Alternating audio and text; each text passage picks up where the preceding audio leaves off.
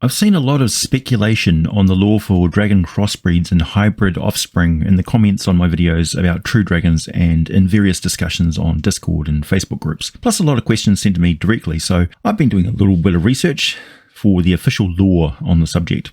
When talking about the Forgotten Realms, the most official source for the lore is, of course, Ed Greenwood, and he has said via the Edverse on Twitter, and I quote, "When dragons of different types mate, most of the time they have no offspring. When they do, their children almost always favour one parent's type over the other. That is, your green and black mating would have a green child or a black child. They might have some characteristics varying from the norm, but to another's eye would seem either a green or black dragon. In very rare instances, the offspring will favour neither parent and may be a new dragon type, albino, or even a twisted non-dragon, up to the DM. So for the purposes of a general rule, you can expect most matings to result in no offspring, and since crossbreeding between types is rare anyway, this makes viable offspring very rare by comparison to, say, the frequency that humanoids reproduce. So it may be once every couple of 100 years that a mating between different dragon types actually produces offspring, and is 90% likely that the offspring will look very much like one parent or the other. But we are more interested in that deliciously random 10%, of course. Now, considering the lifespan of dragons and their mostly solitary nature and their general lack of mingling with other types of dragons, the possible results of that 10% chance are more like fractions of a percent, so vanishingly rare that making a general stat block for such a creature is actually quite inaccurate. There is no general example of a hybrid dragon. There are 3 subcategory results, which is the unique new type, the albino, and the twisted draconic creature that is not a true dragon. It is a monstrous draconic mutation. Far be it for me to tell any dungeon master how to play their game. That's not what I'm here for. I simply provide research into existing lore where it exists, or provide some speculation within the existing framework of the world setting. So in the case of dragon hybrids, each one which is either a new type of true dragon or an albino version of one of its parents, or a unique monstrous mutant, is vanishingly rare. If you want to make one for your campaign, by all means. But if you are creating them as a group, you are departing from established game lore immediately. Dragons are apex creatures, intelligent, super adaptive, physically and magically powerful, and they are keystone species that shape the ecology of the entire region that they consider to be their territory. Not only can the environment only sustain a limited number of creatures like that, dragons are also slow reproducers with very long lifespans, and they are highly aggressive towards each other. So the most likely death, long-term, of a dragon is another dragon. And add on to this that dragons have a direct conflict with intelligent, fast-reproducing and aggressive humanoid species, and you have a recipe for keeping their population low. Finally, add to this the fact that for a very long time, dragons across Faerun have been further hampered by a global magical effect which forced them to remain solitary and occasionally forced them to act in a psychotic manner towards each other. The Draco Rage mythal of the ancient High Elves only recently broken by the Archwizard Samaster and the Cult of the Dragon. As a world builder, sticking to the established lore, it seems much more likely that it is an artificial breeding that would be the source of new dragon hybrids, in the same way that domesticated wolves became dogs, and the dizzying array of mutations that have resulted from humans controlling their breeding ever since. It may be that true dragons who are members of the established types consider deviations from those types to be dogs, while they are the wolves. This would mean that true dragons will not tolerate hybrid dragons of new types or monstrous draconic mutations within their territory. But they may tolerate albino versions of existing types and hybrids that very closely resemble one or the other of their mixed parent types, who would be just considered true dragons anyway. There's no reason a hybrid with a monotype appearance and abilities would feel the need to further advertise their unusual parentage to other dragons. It would only harm their reputation and breeding chances with other true dragons. That should give Dungeon Masters a good plot tool in the form of some humanoids discovering the secret parentage of a dragon and trying to use this information to force the dragon to do them a favour or service. A very dangerous gambit, but possible.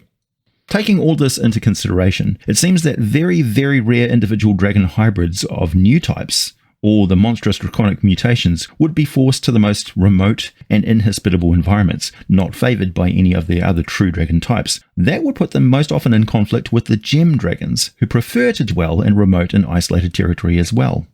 The dragon god Tiamat is queen of the monstrous draconic mutations.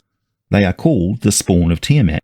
New dragon types include individuals who may take fanciful definitions such as Theros dragons, but really, they are one of a kind. There is almost never more than one of them alive at a time, unless they are siblings, and sibling dragons don't typically mate with each other. The only situation I can see there being a new breed of dragon is by artificial breeding, by the cult of dragon, devotees of Tiamat who are deliberately creating spawn of Tiamat, or some unique feature of your specific campaign, such as a far realm portal leaking that results in a whole clutch of dragon eggs being mutated in exactly the same way. For the general viewer and enthusiast of Dungeons & Dragons monster ecology videos, who wonder how the world can sustain all the different dragon types, it's a misconception. There are no pink dragons. More like a Greek mythology, there is not a breed of chimeras, there is just one of them. There's just one minotaur or one medusa, one kraken. Not all monster listings are general examples. Some of them should really just have a block of sidebar text that states, "This dragon should be known by a name rather than a type." They are most likely to be unique individuals, like the Tarrasque. There should only be one in your campaign setting. All that being said, there are some fairly obscure dragons that are native to the far-flung regions of the Forgotten Realms you may never have heard about. So, grab yourself a tasty beverage, let's take a look at a couple. The Xalamus or Xalamus dragons are a group of three-headed dragons who call the vast stretch of the Hordelands their territory, to the east of the mountains that form the eastern border of the land of Thay, on the way to the massive regions of Karatur. It's a mistake to make any assumptions about the original parentage of the Xalamus dragons based solely on their appearance. They do have yellow or sandy brown scales, a wider and flatter body than most true dragons, with thin, fin-like leathery wings tapering back along their body to their thighs, and a wedge-shaped end to their tail. It seems suggestive of some metallic dragon traits. They have a frill of horns at the back of their longer skull, with notably forward protruding upper fangs in the upper jaw, with a heavy lower jaw that is not as long, giving them quite an overbite, and dangling whisker scales on their chin which drip blood and gore when they are feeding or fighting. One can see elements of black and bronze dragons in their features, but that's just speculation. Dragon Magazine 349 says that Xalamus dragons are malevolent and relentless hunters that roam the entire length of the endless wastes. They are three-headed scourges of the grassland steppes, famed for their ravenous appetites. Their feasting on horse and goat herds causes much hardship and suffering for the local Tweegan and Ruamviran humans. The young Xalamus dragons don't collect treasure and don't seek permanent lairs, as they prefer to follow the migrating game animal herds. They also shun social contact to the point of refusing to even acknowledge their own kind most of the time. Generally, only the adults will interact briefly for the purposes of mating and part company immediately, not even staying to ensure their eggs hatch safely. However, they do breed far more often than true dragons normally do, ensuring their specific breed are more numerous than usual for hybrid dragon species. They are even more unusual than their three heads suggest. Their breath weapon is a vampiric cone of life-draining gas that causes secondary damage over time. They also have spell-like abilities that mask their tracks, obscure an area with fog, slow their victims, create chain lightning or form whirlwinds, and they can even summon a storm. The severity and scope of their weather manipulation is based solely on how old the individual dragon is. The largest of their kind, fortunately, only grows to a huge size, so no larger than 32 feet long. But with three heads and excellent agility, they can spot you from a mile off and execute a wicked ambush before you even suspect they are nearby, let alone right behind you. Their body's flattened posture now making perfect sense as they stalk along with only the crest of their skull and eye ridge above the grass, the colour of their hide blending with the grasses perfectly. About the most serious threat the Xalamus dragons have ever faced came in 1365 DR when the Red Wizards of Thay melted many northern glaciers in the Ice Rim Mountains prior to an invasion of Rashomon. This resulted in widespread flooding to the northwestern steppes of the Endless Waste, displacing the few Xalamus dragons further south, which resulted in a chain reaction of aggression among their own species, fighting among themselves as territorial ranges were hotly contested. The northern dragons were quite large and powerful thanks to however many centuries the colder climate and having to deal with rock worms, another dragon hybrid, and giants from the frozen north had on them. They were almost a sub-breed that the smaller southern relatives were at a serious disadvantage against, so the effect was that their population plummeted, and it may be centuries yet before it shows signs of recovering.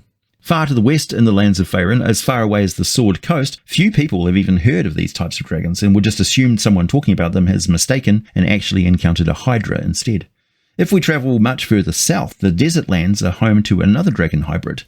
The Vishap are cowardly, sneaky, flightless dragons that are native to Zakara. They don't consider themselves to be spawn of Tiamat, but they are certainly not true dragons, with no wings, no breath weapon, few magical abilities, and no supernatural aura of dragon fear. But they are not drakes either. They are physically powerful creatures. The average adult Vishap can grow to around 25 feet long, while the more legendary great worms can grow to just over 174 feet long.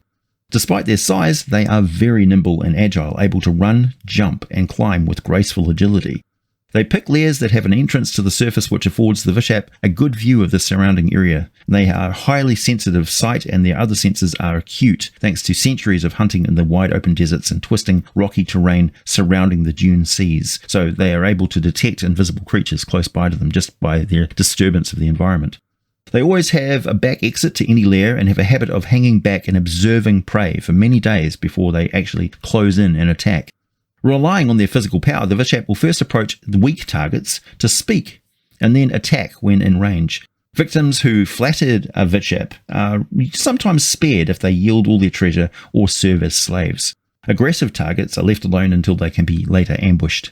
During physical combat, the Vishap attacks with fangs, claws, and tail. They're immune to enchantment and charm spells, and they have some spell-like abilities as they grow much older and more powerful. Sleep, invisibility, suggestion, a charm spell, and a spell that allows them to lie without any means to magically tell if they have or not.